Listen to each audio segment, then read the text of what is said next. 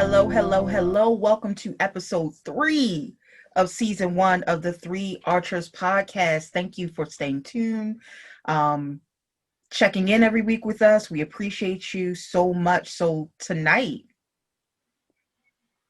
we are talking about something very, very, very personal.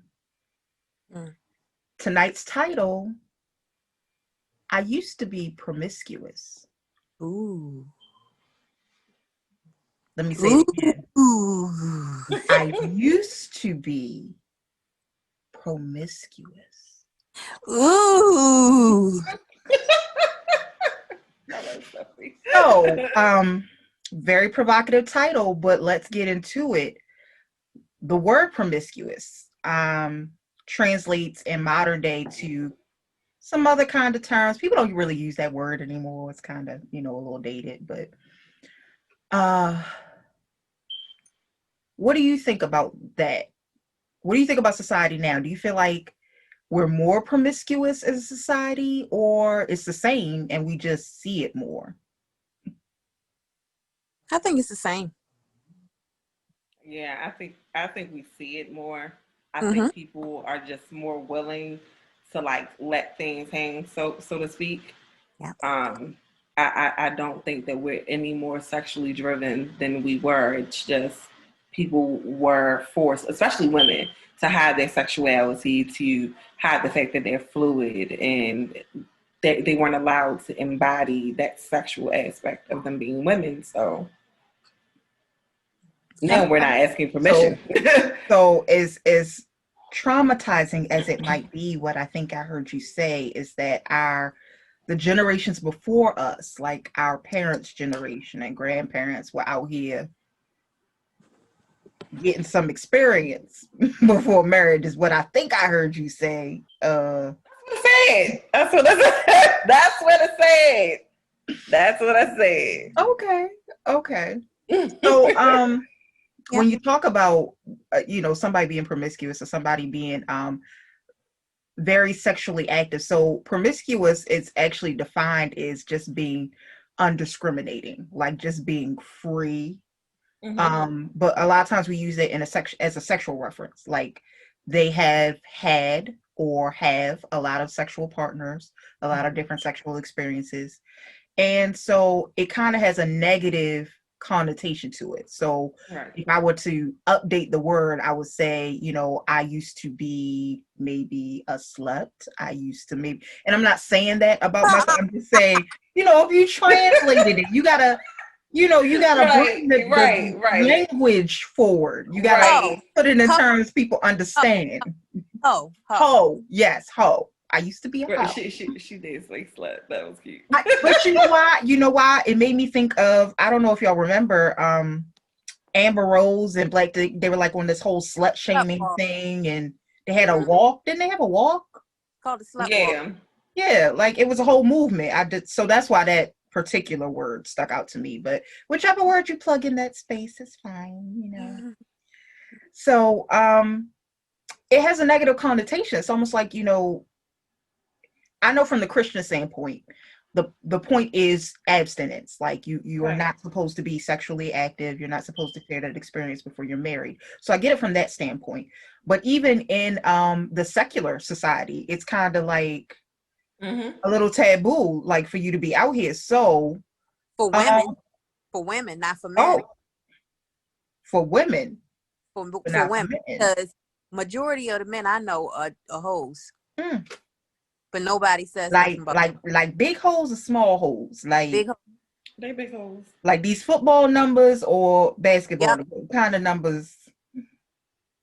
I know men that have been with hundreds of women, and nobody cares. Nobody cares. Nobody says anything to them about it. So let's talk about that double standard since we there. I mean, we'll circle back around, but the double standard, because what you started out saying about for women, it's the same, but especially for women, it was something that had to be kind of suppressed or couldn't talk about it, or so. What's the double standard about? what the double standard is about women, when it comes to women and men with anything. It's like men can do whatever, and women are, expected to be prim and proper all of the time. But, if a man exhibits that same behavior, oh, he's just a man. But if a woman does it, it's like, oh, what? No. Oh, my goodness. Like So that. does it meet the level of, because, oh, he's just being a man. So when you say that, it makes me think about, some toxic masculine things where people say, oh, boys will be boys. And, that, does it fall in the toxic category, or is it? Mm-hmm. Yes. Yes, absolutely. Because why are we raising anybody to run through as many sexual partners as possible? That part. Like, and it's not even about a shaming thing. Like, why is it okay to run through as many sexual partners as you possibly can? Wow. What did you gain? Right. That's my question. What do you gain from that? Well, what do you think people? Okay, so at this point, we're all adults and mothers, so we have had some type of sexual experience. Had to, because we know how babies are made. I'm not calling anyone on this panel, including myself, a hoe or promiscuous or any of that. But what I'm saying is, we have had an experience, just by nature of the fact that we're mothers. So, as mothers of sons and daughters, why do you think that, so many young people out here are subscribing to that, almost wearing it like a badge of honor? Because it's like a cool thing now. Everybody, the music especially, they celebrate it. That's all they talk about. You listen to a song, 9 times out of 10, there's a sexual reference in it. Now women empowerment is equated to being sexually free. So yeah, that's why it's everywhere. It's in the music, it's on TV, it's in books, it's everywhere you look, it's there. So it's only natural for, somebody who is impressionable to pick it up and think that, that's the way to go if that's all they see, So basically we've normalized it. Yep. Absolutely. Normalized and desensitized. Yep. Desensitized.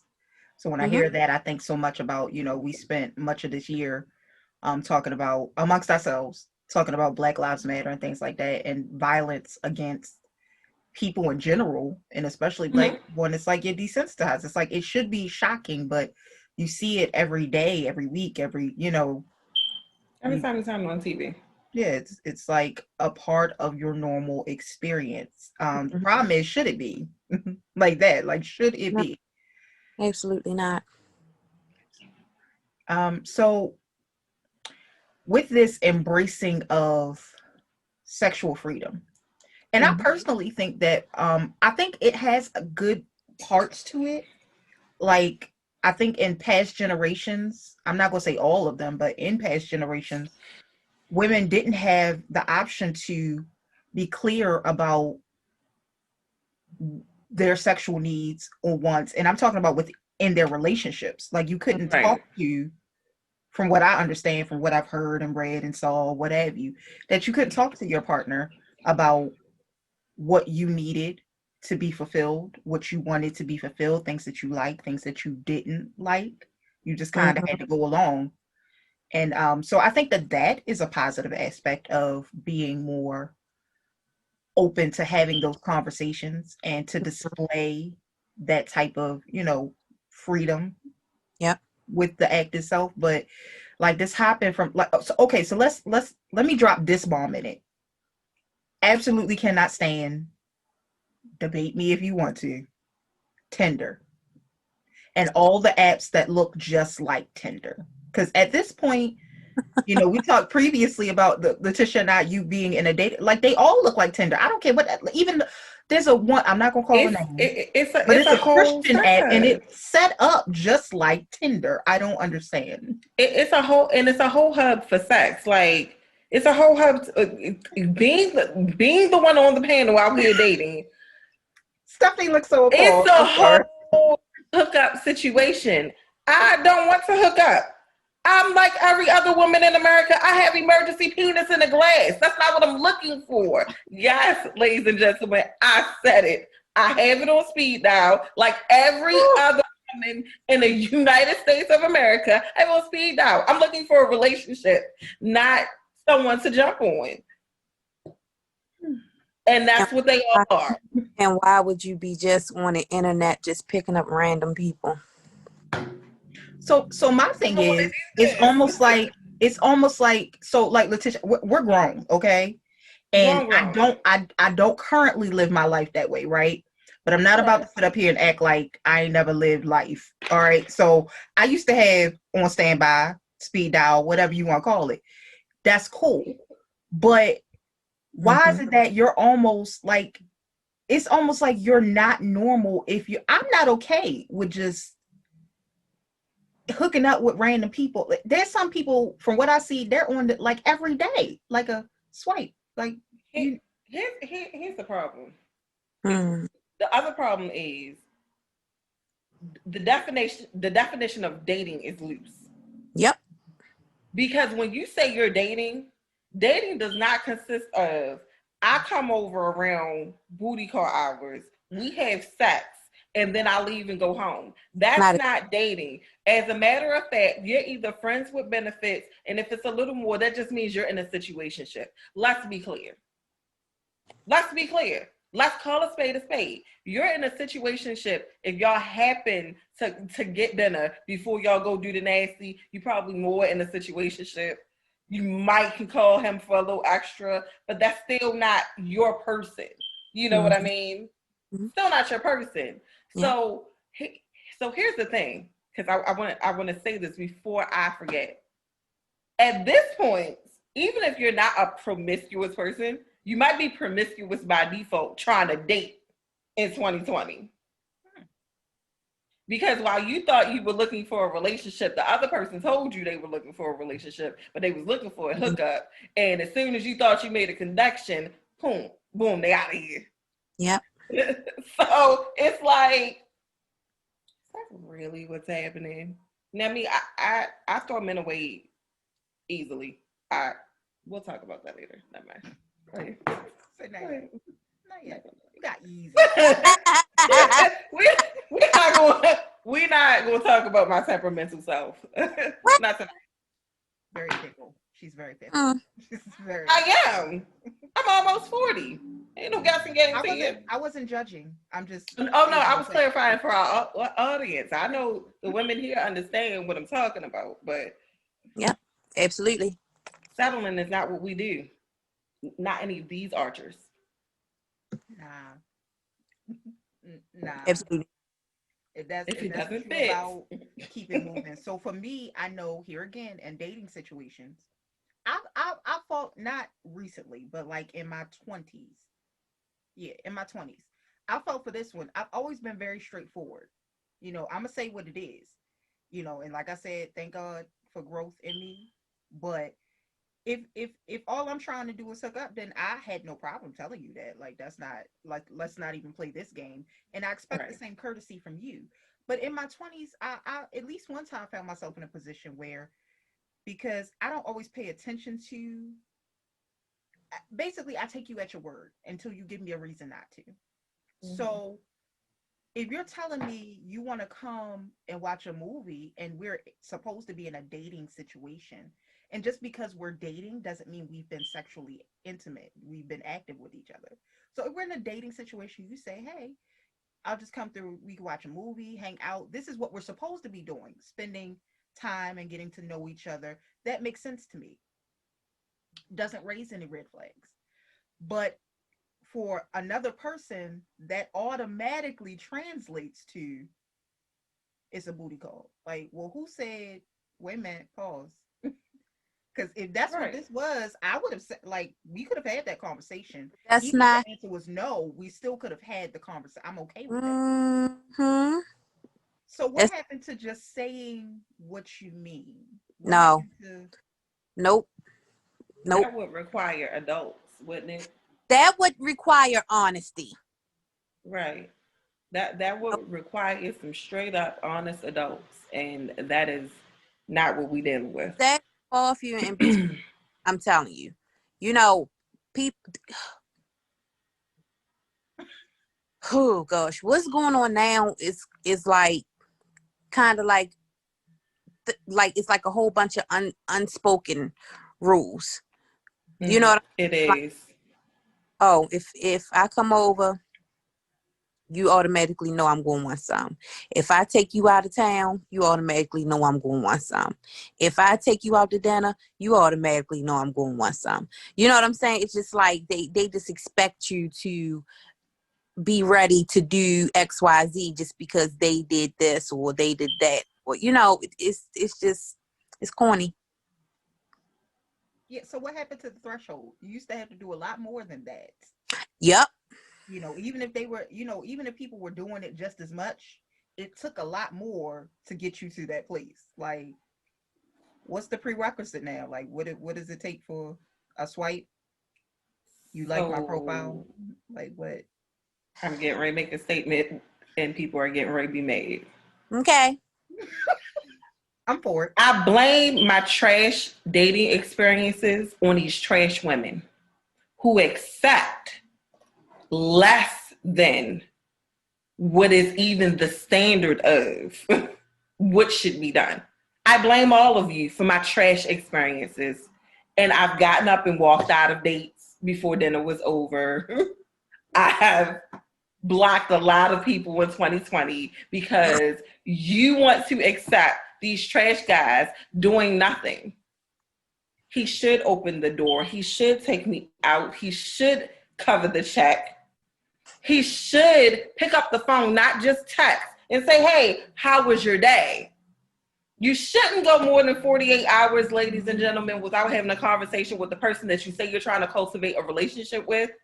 These are just standards that used to be that are now like, oh my God, it's so much. It isn't. And if it's too much, keep moving. Yeah. You ain't it. You ain't it. So I blame all you trash females who allow this kind of foolishness. Because what, he got a couple of dollars, so do I. Move on. It ain't even just that. It's just because and it's what the world is like. We were talking about, what was it, last week? How or a couple weeks ago, I don't know, when I touched on the fact that if you want more, if you want a man to actually do something, the world wants to pin this gold digger plate on you because you don't just want to just allow him to do anything for nothing. And a lot of women are just so afraid to get that label. I don't give a damn.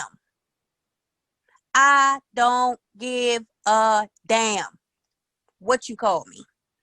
I'm too old, okay? I'm too old to be doing that old crazy stuff. Been there, done that.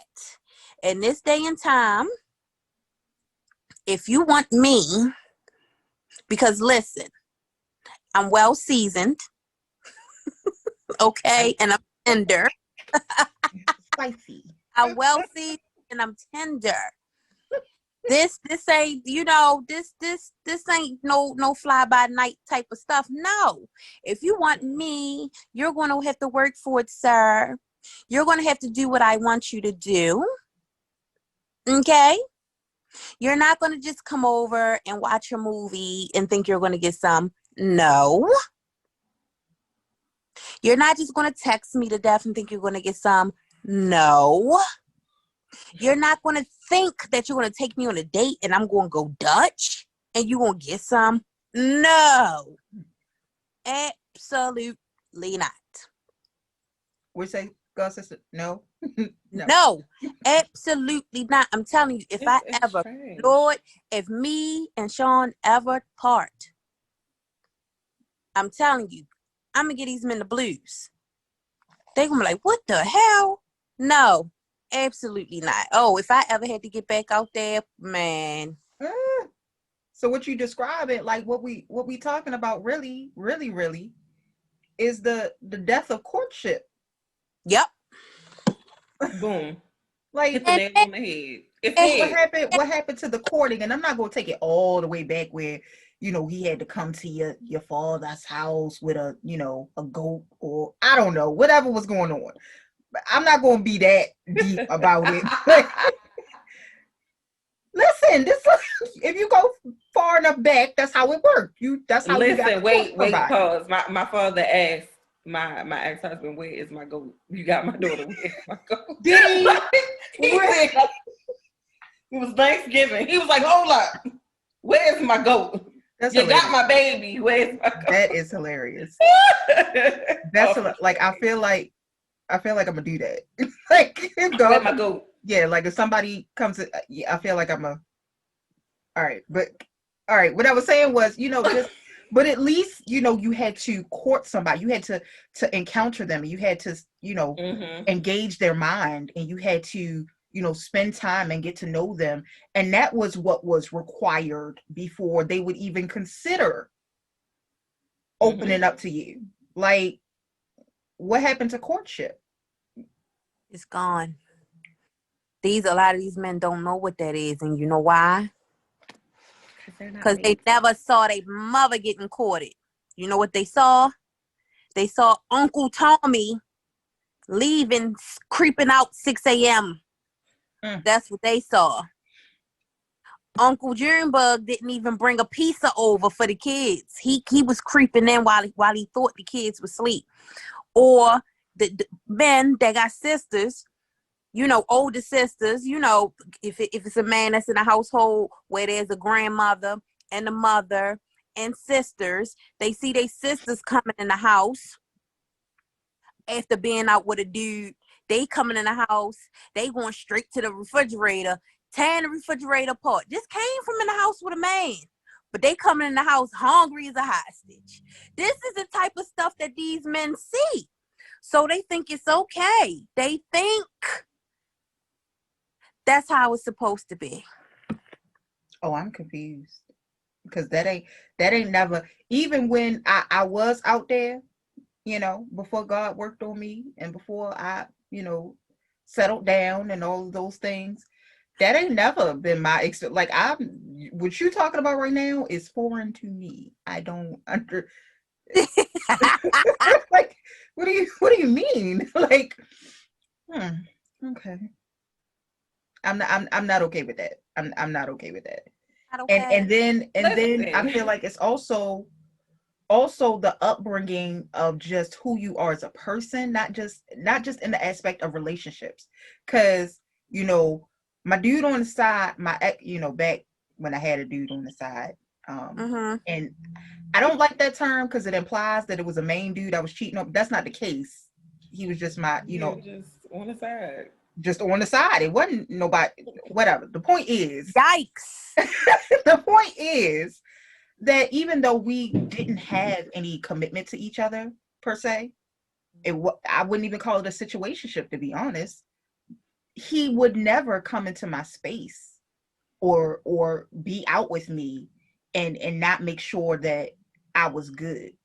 You understand what I'm saying? Like, if he walked, and I will say this, my children have never seen that, because once I had children, I made the decision that I didn't, if I was out with somebody, we're out.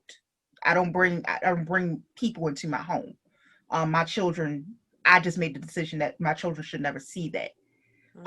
The only reason you should be having interactions or contact and my children should see you is if we're in a serious situation. Like literally considering, you know, being very, very, very permanent. Other than that, what am I bringing you in and out of their life for? Just for, it's one thing for you to, you know, play with me. We don't play with these kids. So, right. So that, but you know, if he came over, let's just say my trash needed to be he would just do it automatically. It's nothing that, you know, just how do you as a man come into my space as a woman? How do you take from me? How do you take what's given freely, but you're taking something from me. I'm parting something of myself to you, and you don't have to do nothing, like just nothing, nothing at all. And that's where promiscuity nowadays is just weird to me. It's just weird to me. I don't understand how women are promiscuous and they don't have a thing. Oh. They don't have nothing. I agree with you, because I mean, I'm just coming out of a situationship, and it was truly a situationship. And this actually lends to that whole train of thought of understanding the difference between a situationship versus a relationship. Because I have a homegirl and she's like, don't go back to, and I'm like, I need you to understand that's a situationship and that's not in the same realm of relationship, but he's been part of my life and here through some very instrumental transitions in my life. So people assume, yeah, he there, but he never had the cookout. Like, y'all don't even see us together. You don't get a plate. We go out to dinner. I get a phone call, put something pretty on. We out. You know, but he's not, in 3 years, he's never met my children. Okay. It's a situationship. Mm-hmm. He provides sex, and he makes sure my gas tank full. And that, you know, I get to feel pretty. We go out on dates sometimes. Sound good to me. But it's sex. I say that to say, I just started dating. I don't know how these dudes think that the dude that made sure my gas tank was full every week and let me fall short on something, he got it. How you think you coming into the situation and you're not gonna give me the bare minimum? And I was just giving up something to this man, and he made sure all these boxes was checked. You got me effed up all the way. It makes no all the way. It makes no sense. What are you doing all of this for? Exactly. What are you doing all of this for? Because and this is coming from a place, this is coming from a person who used to be promiscuous. My teenage year, oh Lord. Lord have mercy. Okay? Lord have mercy. But here's the thing. One, I was a child. 2, I had a lot of childhood trauma. I equated giving myself to people as a way to be accepted. I had a big thing about being with abandonment. I was always trying to get somebody to stay. And that's how I thought I was going to get people to stay. As I grew older and I realized that wasn't it, that's when I said, okay, that's it. You know what I'm saying? But now, as an adult, and when you see, number one, when I see that, I know it's for a lot of different reasons. One, a lot of people just haven't dealt with their childhood issues. They haven't dealt with that stuff. They haven't called it out. They haven't called it, for what it is. They don't acknowledge it. You know what I'm saying? So they still living that out. 2, they trying to be young, because a lot of these older women I see that's out here jumping from pillar to post, they trying to compete with these young girls. Why? I don't know. But again, that goes to being accepted and all of that good stuff. That, all of that stuff just wraps back around. You can be sexually free without having to have multiple people. Okay? That's the thing. I'm sexually free. I know what I like. I know what I don't like. I know what I'm not going to allow you to do. I know what I'm going to allow you to do. But I don't need a whole bunch of people to know what that is. You know what I'm saying? That's the difference. That's the difference there. And my biggest thing is soul ties. Once I got out of that stage in my life and I realized what type of impact it left on me, not physically, but mentally, the stuff I was carrying with me mentally, when I think about the people that I laid with, the type of people that they were, you know what I'm saying? The type of stuff that they had going on inside their own mind and their bodies and their spirits. That stuff is serious. So for me, having a new experience with a whole nother person, when most of the time, let's just be real. A lot of these men don't even know what they doing. A lot of these men are real whorish. They done been with all of these women, and they cannot make you have an orgasm to save their lives. But they always trying to stick something in every hole they can get. You wasting a lot of time and energy, because having sex is supposed to be a pleasurable thing. What's the point of having sex if you're not getting no pleasure from it? A lot of these women who are promiscuous ain't even having orgasms. Why? What's the point? What you doing it for? You're not getting orgasm. You're not getting no money. What the hell are you getting? And bad sex. Along with not getting that, what you getting is soul ties. Bad soul ties. You wonder why you're tired. You wonder why you're angry. You half crazy. You're unmotivated. It's because you done laid down with these type of people and they done left all of that up in you. And now you driving yourself to Shepherd Pratt. Is it worth it? No, it's not. Not in my book. You know what I'm saying? When you young and you dumb, you do young and you do dumb things. When you're not experiencing, you don't know no better. You know what I'm saying? But once you grow up and you figure things out, it's like you got to do better. You just got to do better. But isn't that the point though? Like you say, you got to grow up and do better, but isn't it more the point that people aren't growing up? Like they mature with age, but their mental and their emotional and their spiritual beings have not matured to a place to even understand the conversation that we're having. They're not even understanding why. When you are balanced, when you are in touch with yourself, when you have healed, you don't even want a whole bunch of sexual partners. That's not the norm. And for us to sit here and say to someone, that's not the norm, they're like, nothing's wrong with me. I just like to have sex. I love sex. Top 3, easy. But I'm not jumping on every penis I see because, like Stephanie said, you run risk of them leaving their stuff with you.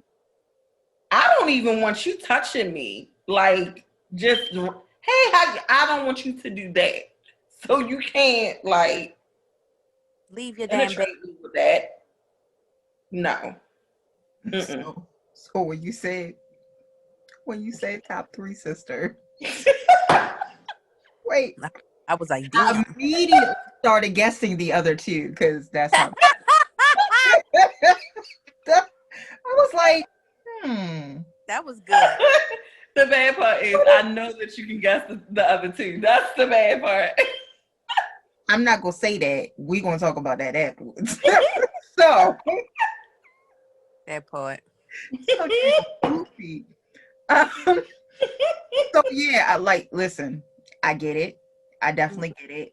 What struck me as real good, like, something to really consider is, you're talking about soul ties, and you're talking about, really what you're talking about is energy transference. So whether you're a spiritual person or not, in the point of saying that you can, take on the spirit of somebody else, even if you're not into that, that's not your belief system, that's fine. But everybody should be able to agree that there is an energy transference when you touch. Somebody can just walk in a room and shift the energy.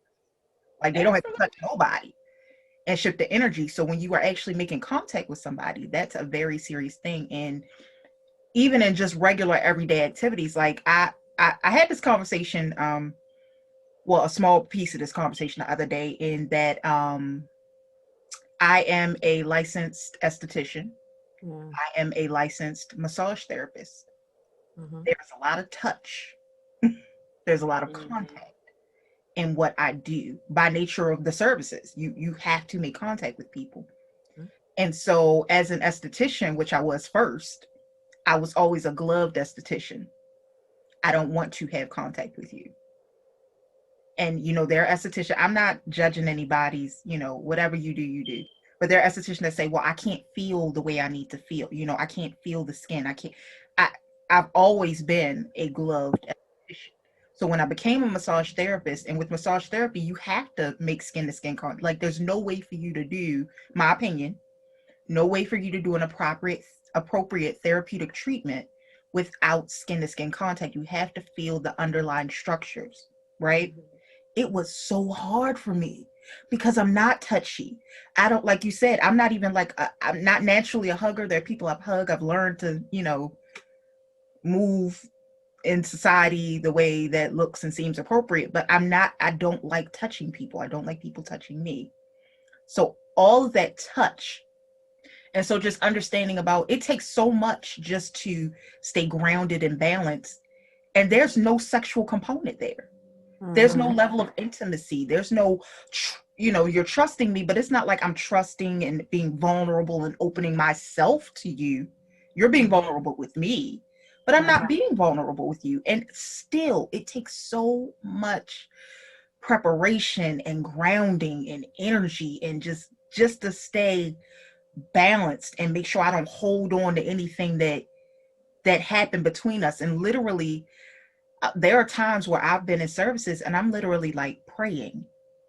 I'm literally infused, like I have to keep the balance, to make sure that I stay free from whatever energy you have going on. Like here again, energy, spirit, whatever you want to call it. We need to be separate. So translating that, it takes that much just to do a massage, and, you know, being sexually intimate with somebody where you're literally entering this person. You are like, you're literally intertwined in the most, you know, specific way that you can be. And you want that? You want all those different, you know, like I said, you know, back in the day I had to do it on the side. And that's the reason I had to do it on the side. Because I'm not with the, you know, the bed hopping. I don't want to do that.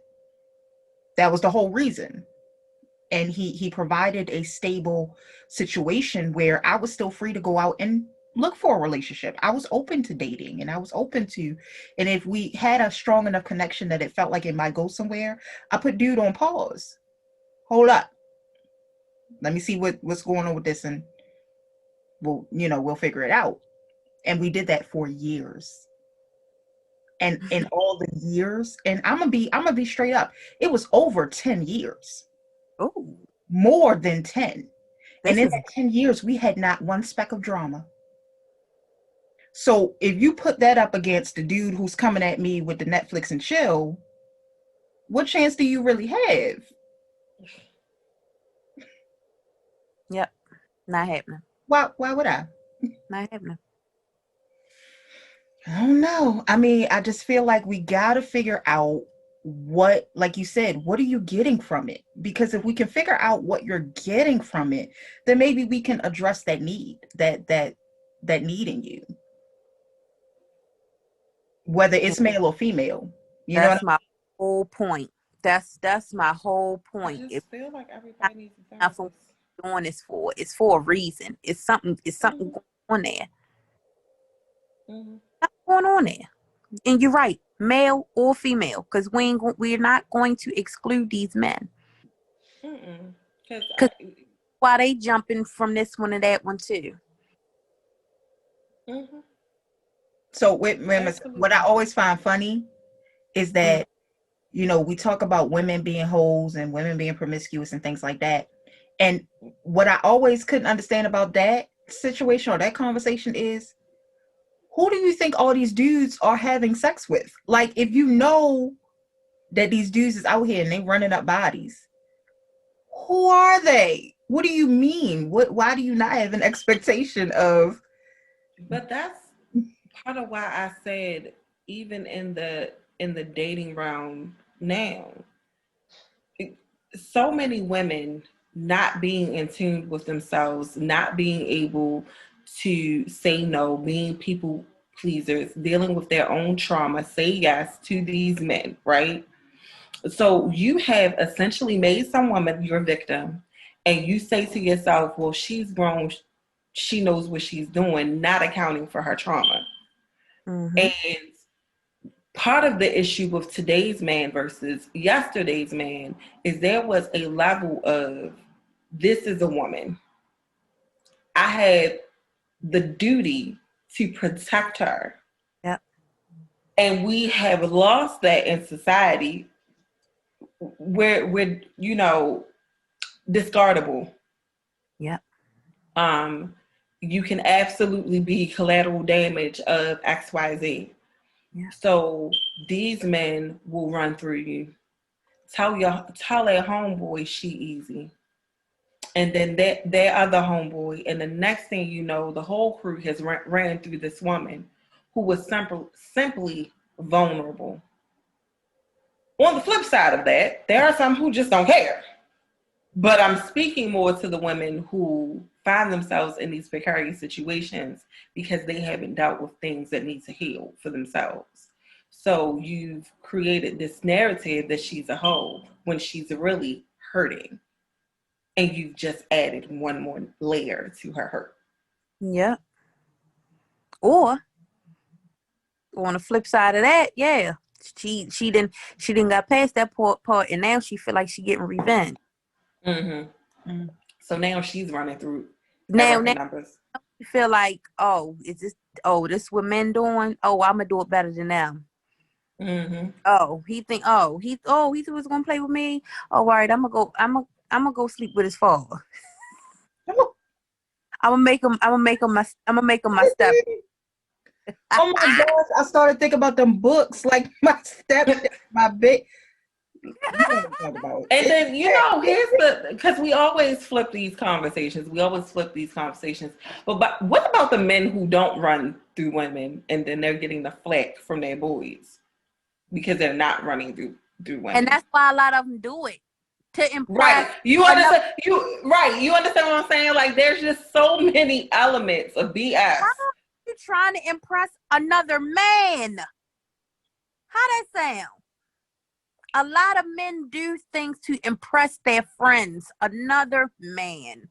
As a man, why are you trying to impress another man? Or let's just say this, because what that translates to me as, man or woman, you haven't become comfortable in your skin. That part. Because, we're Sagittarius. And Sagittariuses are notoriously, I don't care, right? Yeah. And that makes it sound cold and harsh. We actually have really big hearts. It's just that we are not. I'm always baffled at people that think I make decisions in my life based on something about them. Why did you do that? Because I'm perfectly fine. I have no need to prove anything to anyone. I have no need to please anyone. I have no need to impress anyone. I don't care about your opinion about what I do or think or say, or, none of that is a fact. It's not. And it for real, I won't say never. There have been times in my life and things that I've done that I know was based in that. But very few and far between, and exclusively when I was young. Like, by the time I hit 30, that's a wrap. Like, I can't think of one decision that I made that was based on anyone else. And I just feel like if people were more secure in themselves and who they are, part of that is the knowledge that you're a whole person.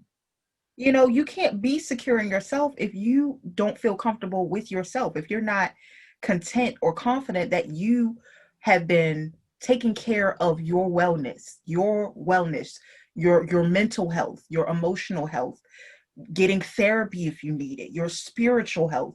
Like, you just can't feel good about the person you are if you don't take care of you. Yep. Right. Bingo. I just want everybody to reach that place, you know, that plateau of if we all strive towards bettering ourselves for ourselves. You know, I used to tell my supervisor, it's not that, you know, I'm such a good employee, or it's not that I'm, you know, I'm so really, I end up doing what you want me to do because what you want to do actually aligns with what I wanted to do. And if it didn't, this would be a very different situation. And that was kind of rude. It was kind of, yeah, like I, as an employee, I was a horrible employee, which is why I work for myself. That part. But you know, if you're on the right side of things yourself, and the environment you're in, you know, does things appropriately, and the people you surround yourself with do things appropriately, none of this is problematic. None of it. It becomes so easy. And I'm thankful for that situation. I'm thankful for that circumstance. And I guard it very fiercely and jealously. I do not allow anyone to upset that balance. You will be cut real quick. So that will get you cut real quick. Threatening my peace, using the phrase Netflix and chill is an automatic bye. You know, there are just certain things that I'm, you know, we're grown. No. You gotta be more. Right, because I'm very direct when I want it. Yeah, very direct. And what the problem is. Well, I will say that for me in particular, my default is silence. My default is avoidance. So I will do my very best not to have to tell you what it really is. But if you ask me. I'm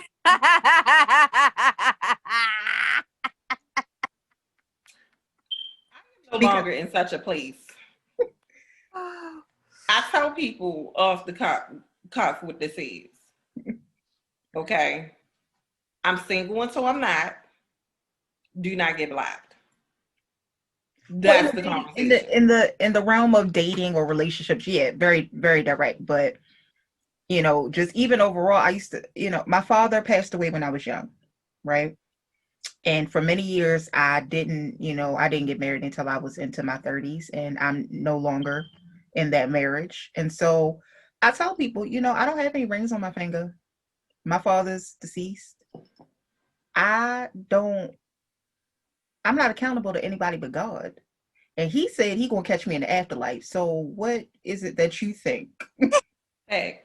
I'm going like that the Bible says to every man there is promised death and then the judgment. Yep. So he gonna catch me in the afterlife. So right about now, who are you? Right. The only concern right now is me not doing anything that I have to answer to him in the afterlife for. Now that's I will give thought to. But you aren't it. Mm-mm. The last person that gave me an ultimatum, I'm divorced from. So, and I promise you, I love the ground that he stood on, but I don't do ultimatums. You can't make me do anything I don't want to do. Ask my mother. I don't fool with them. I don't do ultimatums too good. That's what that is that like when you say oh, go ahead. I'm sorry, sister. I don't do anything that I don't want to do, right? Yep. That made me think about this topic. Like it just sparked something. Like if you are in a state of being promiscuous and you going from person to person, however it is that you ended up there, if that's not what you want to do, why would you do it? I mean, it really is that simple. If that's not what you want to do, if it's not a real, true desire for how you want to spend your life, like if you're being promiscuous, male or female, and you're saying what I want to do is get married, and what I want to do is have a family, and what I want to do, then how does this serve what you want to do? And if you don't want to do it, why are you doing it? It's unclear. Mm-hmm. I mean, it's real simple. You know, as we all know, I'm dating. And what our audience doesn't know is he was acting a little flaky last week. And I basically had to explain to this man that what's not going to happen is I am not going to be in anybody's obituary as their special friend. So either you want to do this or go about your business. But I'm not about to be his special friend in the end. You can kiss my entire tail with that. Y'all know what I'm talking about. Sister, you about to die because you have seen it in somebody's obituary. And that's a slap in the goddamn face. Special friend. All right, so the trending hashtag for this week, hashtag special friend. Yeah, so we want to hear about your special friend stories. Tag us. Hashtag. Look, this week I'm tagging. Speak all week is going to talk about not being a special friend. Where do you want to be in your relationships?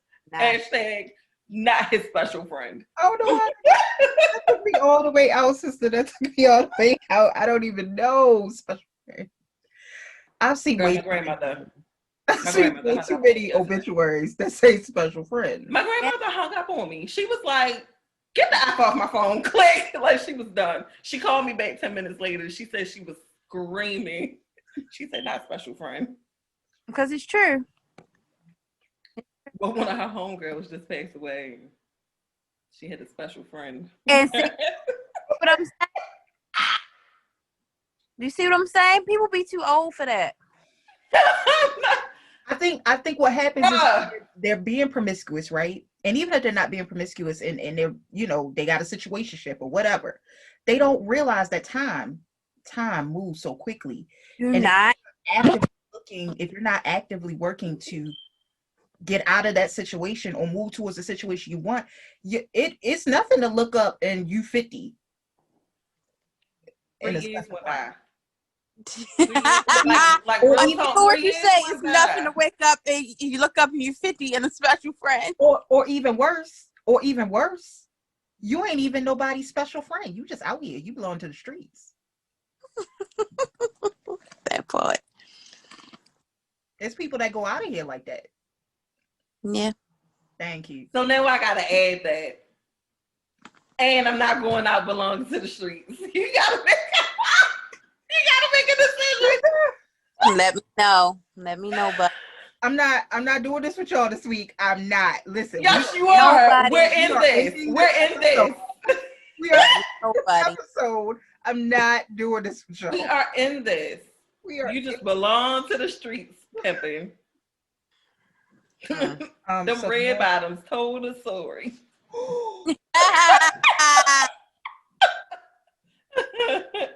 Oh, Lord, I feel like that was targeted.